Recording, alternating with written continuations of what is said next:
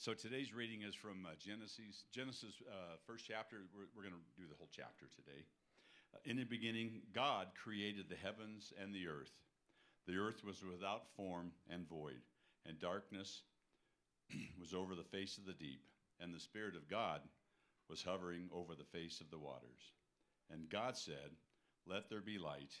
And God saw the light was good, and God separated the light from the darkness.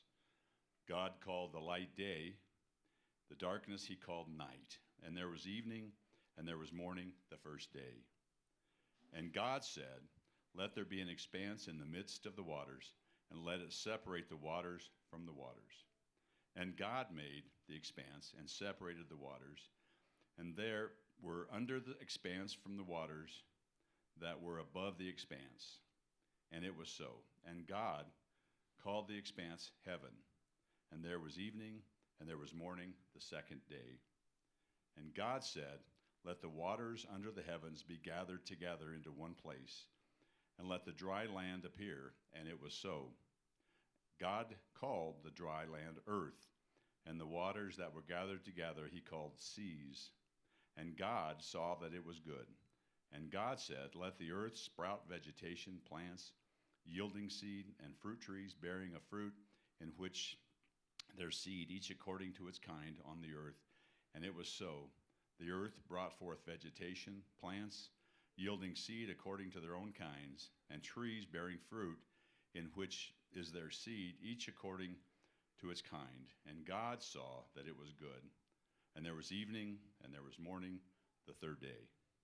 And God said, "Let there be lights in the expanse of the heavens to separate the day from the night, and let them be for signs and for seasons, and for days and years, and let them be lights in the expanse of the heavens, and give light upon the earth." And it was so. And God said, and God made the two great lights, and the greater light to rule the day, and the lesser light to rule the night, and the stars. And God set them in the expanse of the heavens, to give light on the earth, to rule over the day and over the night, and to separate the light from the darkness. And God saw that it was good. And there was evening, and there was morning, the fourth day. And God said, "Let the waters swarm with swarms of living creatures, and let birds fly above the earth across the expanse of the heavens." So God created the great sea creatures and every living creature that moves, with which the waters swarm, according to their kinds, and every winged bird according to its kind. And God saw that it was good. And God blessed them, saying, "Be fruitful and multiply, and fill the waters in the seas, and let birds multiply on the earth." And there was evening, and there was morning, the fifth day. And God said, "Let the earth bring forth living creatures, according to their kinds, livestock, and creeping things, and beasts of the earth, according to their kinds." And it was so. And God made the beasts of the earth according to their kinds, and the livestock according to their kinds, and everything that creeps on the ground according to its kind. And God saw that it was good. Then God said, "Let us make man in our image, after our likeness, and let them have dominion over the fish of the seas, and over the birds of the heavens, and over the livestock, and over all the earth, and over every creeping thing that creeps on the earth." So God created man in his own image. In the image of God, he created him. Male and female, he created them. And God blessed them, and God said to them, "Be fruitful and multiply, and fill the earth and subdue it, and have dominion over the fish of the sea, and over the birds of the heavens, and over every living thing that moves on the earth." And God said, "Behold, I have given you every plant yielding seed that is on the face of all the earth, and every tree with seed in its fruit. You shall have them for food. And to every beast of the earth, and to every bird of the heavens, and to everything that creeps on the earth, everything that has the breath of life, I have given every green plant for food." And it was so. And God saw everything that he had made, and behold, it was very good. And there was evening, and there was morning, the sixth day. That's God's word. Thank you.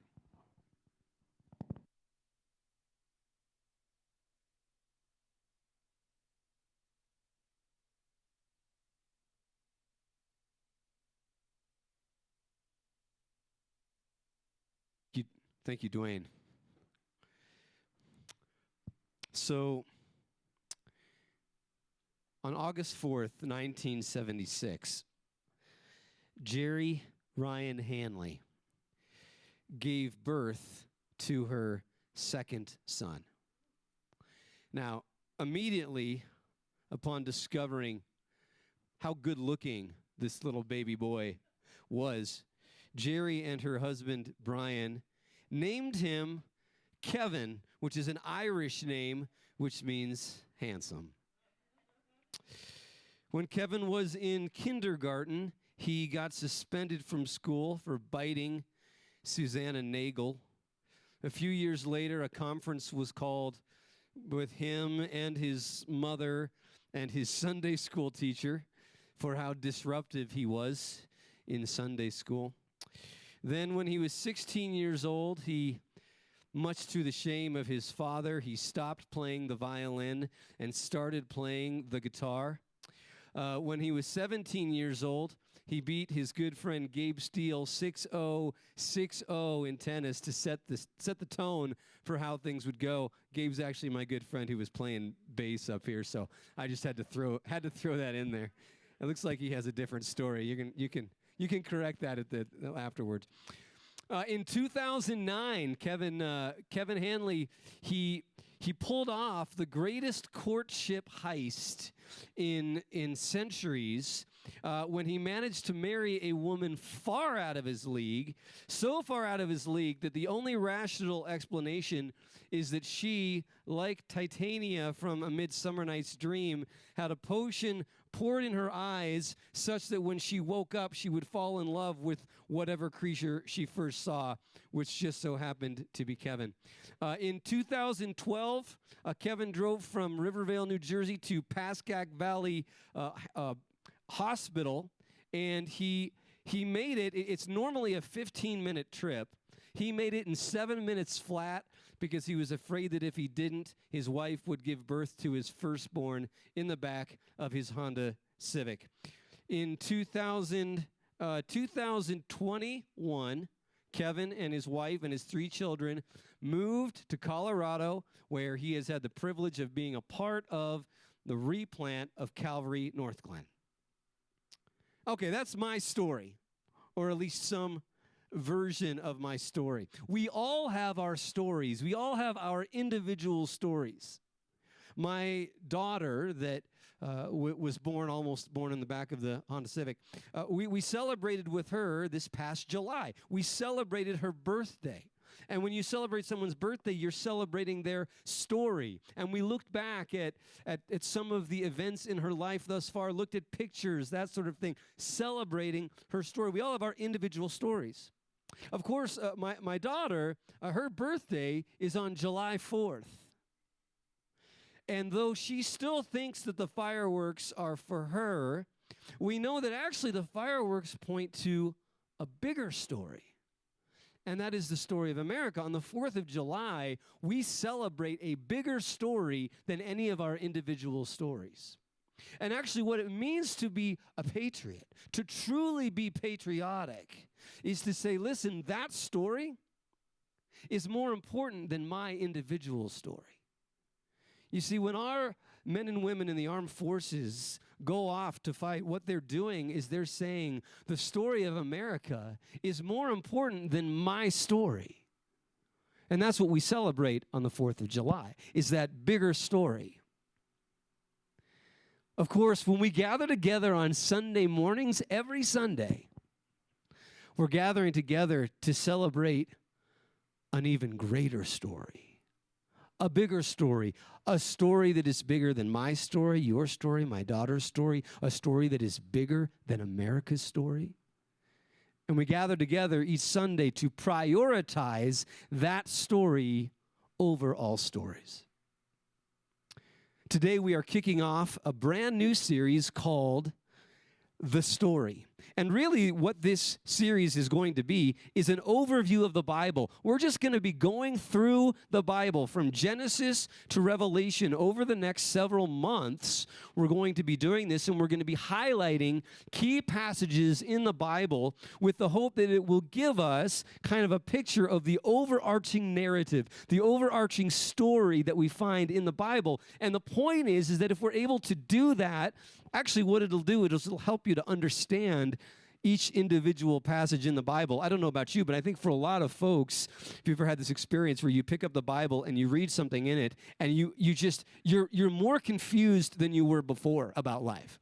Like you pick it up and you have no idea what that passage in the Bible is about. Well, probably one of the biggest reasons why that happens is because we don't set that passage within the overarching narrative of Scripture. And the more we know that story, the easier it is to understand, right? It's a little bit like if you just walk into a movie halfway through. You have no idea what that scene is about when they're sitting at a table drinking coffee. You just have no idea. There's no context. And similarly, when we don't know the story of the Bible, it's difficult for us to understand the individual stories within it, the individual passages within it. And so knowing this overarching story not only helps us to know each part and each passage of the Bible, but it also helps us to understand each passage in our own lives. It helps us to understand our own story. It helps us to understand all of the stories that we are bombarded with. You know, the subtitle of this series is, What on Earth is God Up To? And I think that that's a question that many of us are asking. We look around at the many different stories that we are bombarded with, the stories of gas prices, the story of rising housing prices, the story of a pandemic, the story of the war in Ukraine, the story of a death of a queen. We look at all these different stories and we're like, what on earth is God up to? And the hope is that as we study the narrative of the Bible, we can begin to set all of these stories within the context of this overarching narrative that is in the Scriptures. Okay, so what is the first step of this? What's the first step in doing this? Well, the first step, again, is to identify what kind of a book is the Bible. Like what is it? What kind of a book is this? Right? I mean, if you're going to understand any passage in a particular book, you have to know what kind of a book it is. For example, if you open up Romeo and Juliet and you are expecting to get some sort of algebra formula, you're going to be a little bit confused. If you open up Immanuel Kant's Critique of Pure Reason and you're looking for a recipe for fried chicken, you're going to be very confused. Honestly, you're going to be confused no matter what if you open up that book. But if you don't know what kind of book it is, it's confusing to try to understand what any passage is about. So we have to understand what kind of a book is the Bible. And here comes the first point, which already should be clear now. The Bible is a story. First and foremost, the Bible is a story. The Bible, first and foremost, is not an owner's manual for life. You see, sometimes we'll hear that, right? The Bible is an owner's manual for life. And the problem with that is that if it is primarily an owner's manual for life, it's not organized very well, right?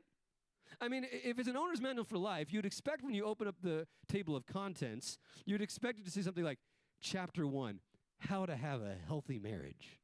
Right? Chapter 2, how to parent your children through the adolescent years. Chapter 3, how to have a godly perspective towards finances. But that's not what you find when you open up the table of contents to your Bible. What do you find when you open it up? Genesis, Exodus, Leviticus, Numbers. What is this? If it's an owner's manual for life primarily, it's not organized very well. Now, as we're going to see, the Bible does contain everything that you need to live your life. But to get at that information, you have to get at it from the story, the overarching narrative that is the Bible. So it's not an owner's manual for life. It's not a book of philosophy. It's not even a book that is primarily about simply telling us what is true. Of course, it does that. It tells us what is true. But actually, what's interesting is it's primarily about telling us what was true, what is true, and what will be true. In other words, it talks about truth in the form of a narrative. It's interesting, even when you look at how the Bible talks about God and the nature of God. The Bible often talks about God in the form of a story. Notice this, at the end of the Bible, in the book of Revelation, we get this picture of these angelic creatures worshiping God. And look what it says here. And the 4 living creatures, each of them with 6 wings, are full of eyes all around and within. And day and night they never cease to say, Holy, holy, holy is the Lord God Almighty. Now look at this. Who was and is to come. Even when they're just talking about who God is, they talk about who God is in terms of the story of who he was, who he is, and what is to come.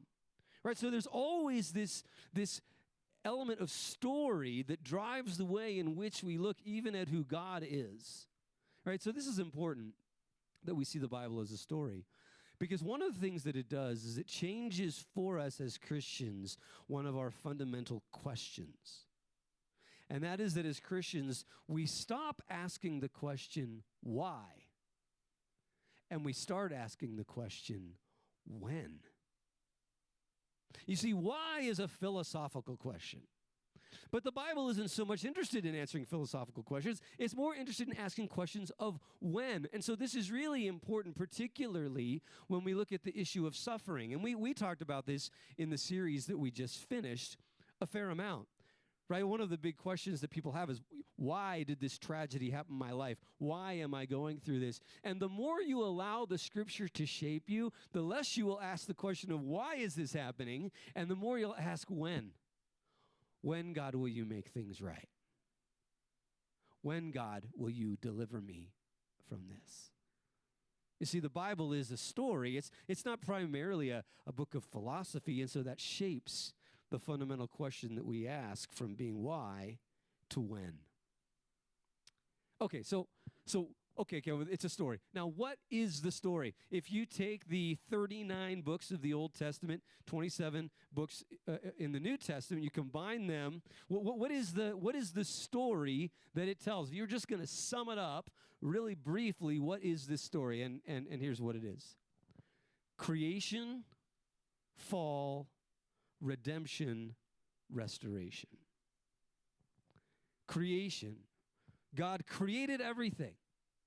God created everything. God created everything good. He created humanity in his image. He created us to reflect who he is.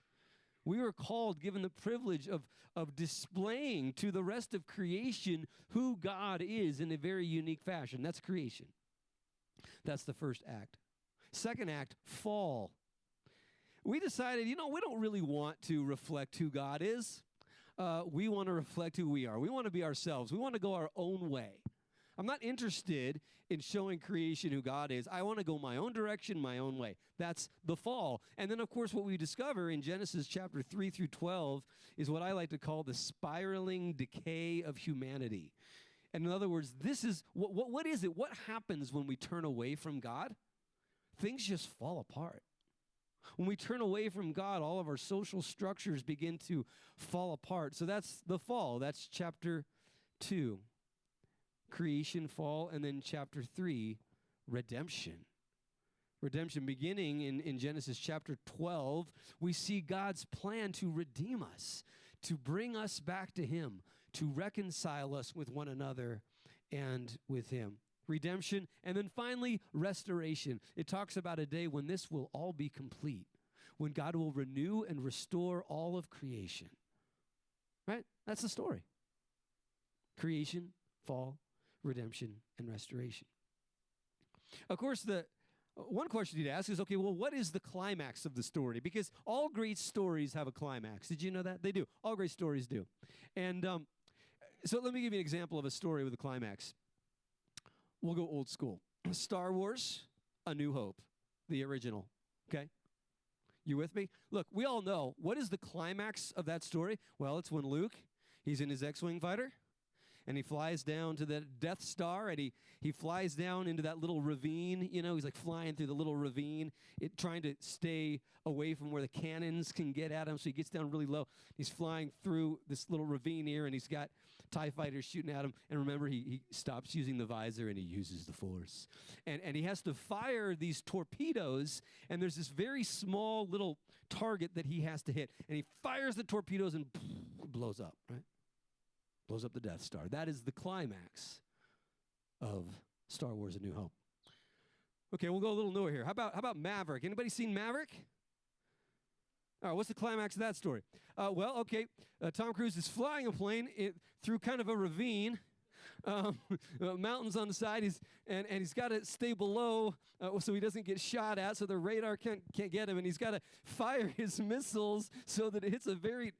My gosh, it's exactly the same story. Who knew? He's got to fire his missiles to hit a very narrow target, right? That's the climax of the story.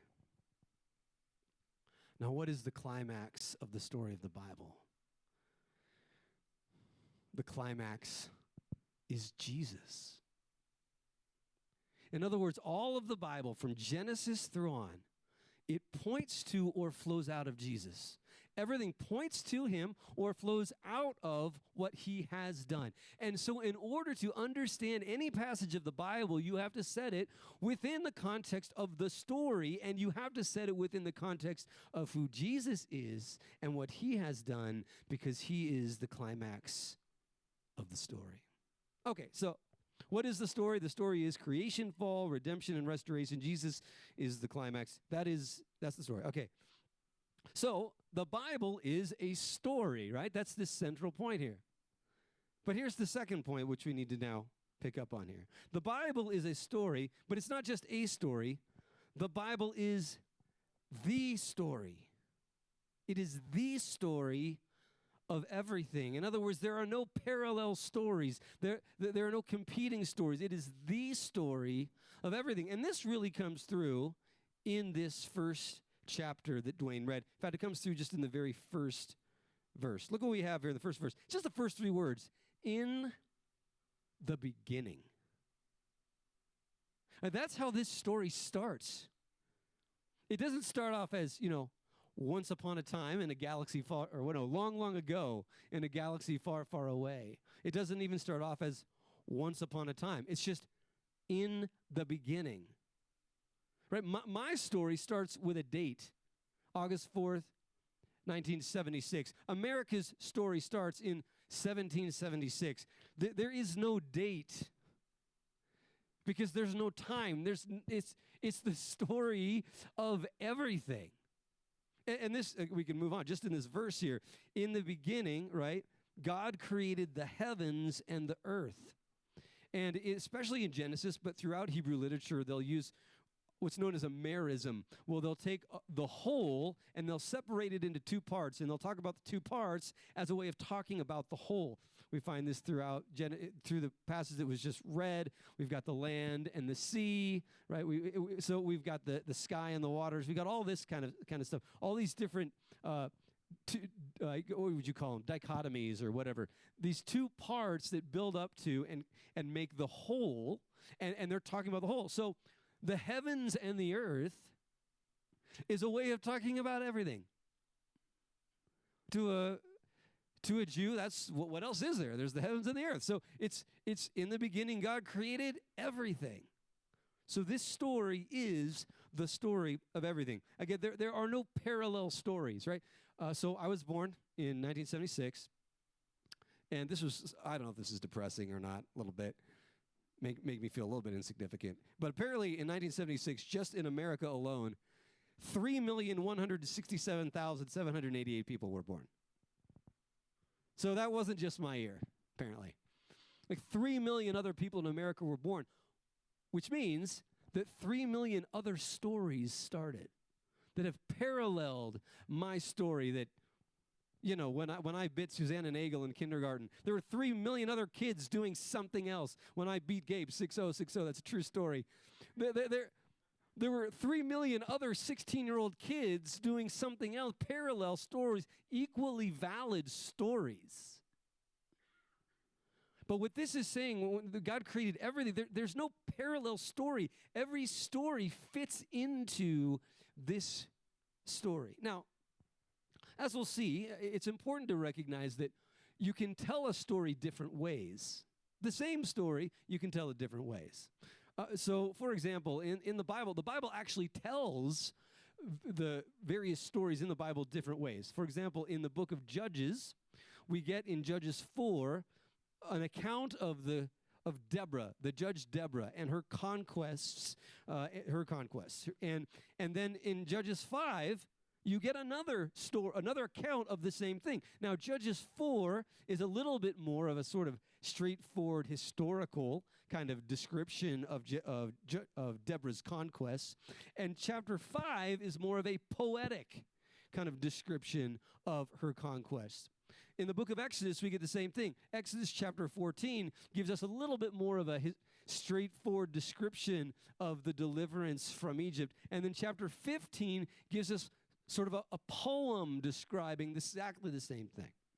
And I would suggest that Genesis 1 here, that was just read, is more like Exodus 15 than like Exodus 14. In other words, just the kind of literature that it is, it's much more poetic than simply giving a straightforward, you might say, historical account of creation. And the reason why, that I think can be somewhat important is that what we discover in that is that when Genesis is giving this creation account, this is important, Genesis 1 is more interested in the who rather than the how of creation. It's more interested in the who of creation than the how. There's different ways in which you can emphasize the story of creation, and Genesis 1 is a whole lot more interested in talking about the who of creation than really getting into the specifics of the how of creation. One of the things that I did, I asked Dwayne when he read this passage to emphasize the word God every time that it came up. Also, wasn't it amazing that Dwayne was the one who ended up reading today? Like, if there's anybody I would pick to read the Genesis account, it's Dwayne. And that was the Lord. Anyway, so Dwayne did a great job. But I had him emphasize the word God, and guess what? The word God appears 32 times in 31 verses. 32 times in 31 verses. And it's a way of saying this is about who. It's not so much about how. And the reason I say that and is simply this. There's been a lot over the years of discussion about conflict between the Bible and science. And I actually think there's a lot less conflict than a lot of people say there is. And the reason why there's less conflict is because they are addressing different questions. Science addresses the question of how, and Genesis 1 addresses the question of who. And so I would just suggest that there may not be as much conflict as some people think there is. Okay, so you can tell the story different ways, but nonetheless, the story that unfolds in the Bible is the story, which means there can be no parallel stories to it, and there can be no competing stories to it, to rival it. So I put down here, it does stand against competing stories. And as we look at this passage, I think we can find in Genesis 1 two competing stories that emerge. One that is implicit in the text, and one that can be inferred from the text.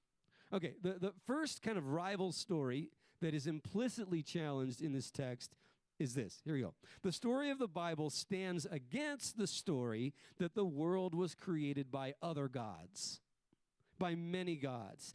And this would have been important in the context in which it was written, in the Egyptian or Babylonian historical context.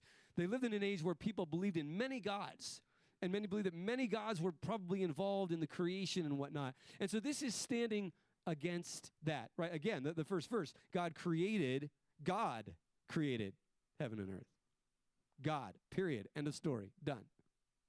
And then it actually goes on, and you can see there's a little bit of a polemical value going on here in terms of challenging this idea of other gods being involved. Because before I read this passage, in the ancient world, they tended to think that the stars and the moon and the sun, that they were gods. They looked up, those were the gods. And so it's interesting how this passage describes those things which the ancient culture saw as gods. Look at this. And God said, "Let there be lights in the expanse of the heavens to separate the day from night.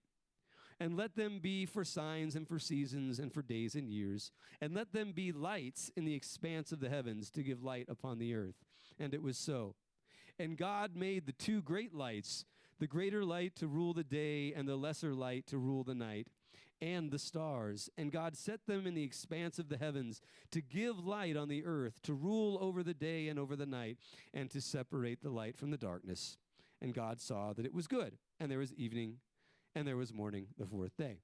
Notice when he even talks about the sun and the moon, doesn't call them the sun and the moon, right?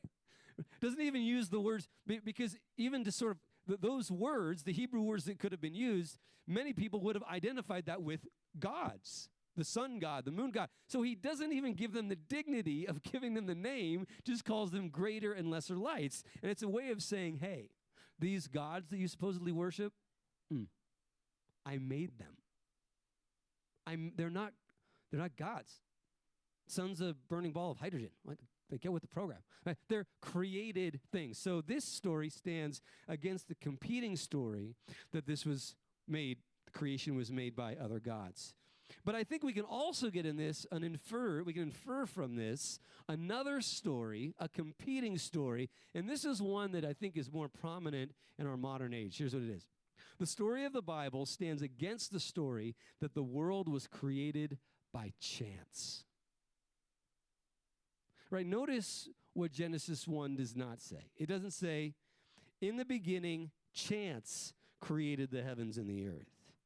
And chance said, let there be light. And chance said, let there be an expanse between the waters to separate water from water. Right, this it stands against. And so this is where I often like to say that the real conflict kind of in our contemporary culture here is not so much between the Bible and science, but between chance and providence. That is the real tension that we find emerging in our culture today. In other words, Monopoly. Anybody play Monopoly? See, they just got it all wrong. Okay, let me show you what a Monopoly board normally looks like. Okay, you see the big orange space with the question mark? That's where the chance cards go. Okay, chance. Now let me show you what the Monopoly board looks like at the Hanley household. Providence. It's providence. You don't land on chance, you land on providence, right? That's what this is saying. God is providential over all things. So it stands against it. So again, the Bible is the story. And in that, and here's, I guess I need to say this.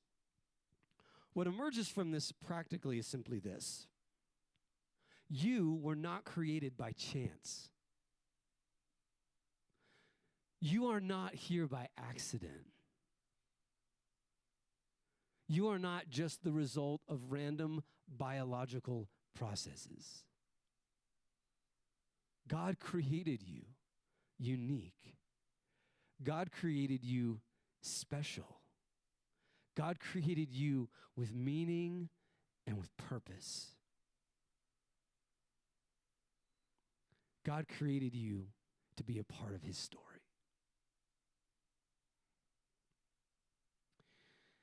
So, in summary, the Bible is a story. The Bible is the story. And finally, the Bible is God's story.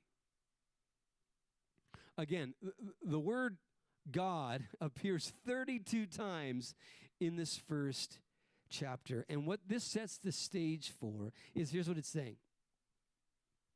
It's not about your story. It's not about my story. It's about God's story.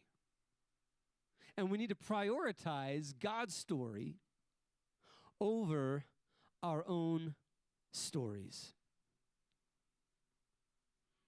What does that look like? Or put it a different way. When we realize that the story of the Bible is God's story, that the Bible is about God, how are we to respond to that?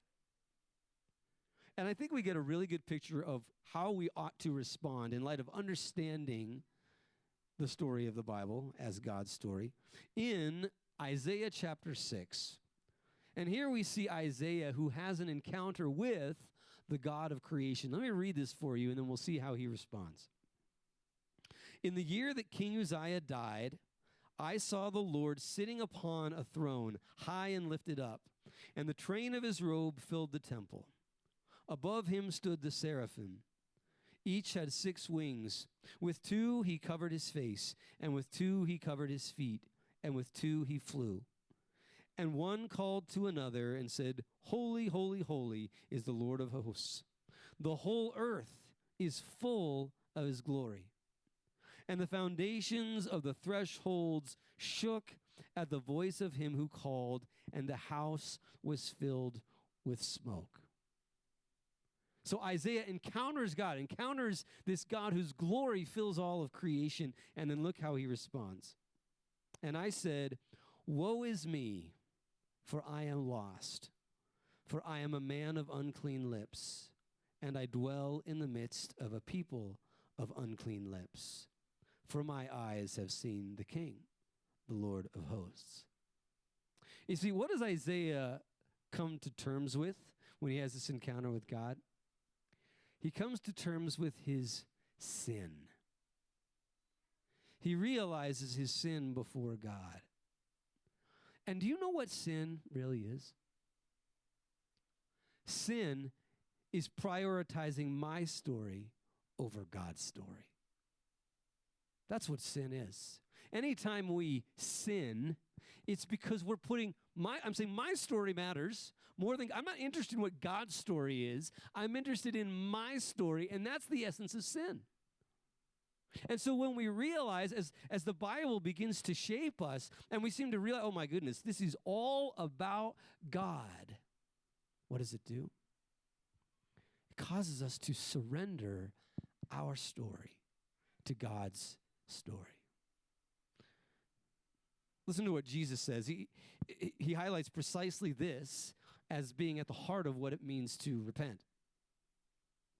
He says, whoever wants to save his life will lose it. But whoever loses his life for me will find it. You see what he's saying? He's saying, whoever wants to write his own story is never going to have much of a story.